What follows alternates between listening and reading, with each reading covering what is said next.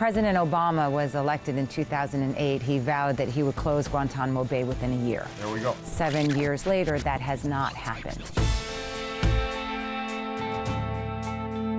Why is Guantanamo Bay, despite the efforts of the administration, still open? Well, let's start from the beginning. The Guantanamo facility is rented from the Cubans and was normally used as sort of a naval and Coast Guard base for the United States. When we went to war against Afghanistan in 2002, soldiers were picking up what were called men who were unlawful combatants, who were picked up on the battlefield. And they were sent to Guantanamo in sort of a hastily arranged agreement so that they might be processed while there. Well, they weren't processed, they stayed there, and they stayed there, and they stayed there. Over the course of the War on Terror, close to 1,000 men have been detained at Guantanamo Bay. Bad things have happened on Guantanamo Bay. Torture, interrogation, long-term captivity, men who are held without access to courts.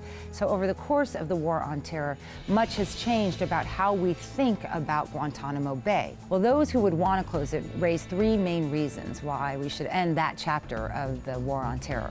First is cost. It may seem base to discuss money during national security debates, but Guantanamo Bay is very, very expensive. There are less than 100 men now detained there. It costs more to have them on Guantanamo Bay than it would if those men were being detained in a maximum facility in the United States. But of course, it's not just about money. It is also about effectiveness. No new people have been put on Guantanamo Bay for the last several years. The War on Terror has changed. The zone of conflict has changed. But the third reason, and the one that most people hear about why we should close Guantanamo Bay, is because it doesn't represent America's sense of justice or America's commitment to the rules of war that we want other countries to abide by. And though there may be very strong reasons to close Guantanamo Bay, it's just simply not easy. And despite all of the efforts of the present administration to bring the number down and try to get other countries to take their citizens back, it could be that despite all those efforts that the next president will inherit Guantanamo Bay on day one.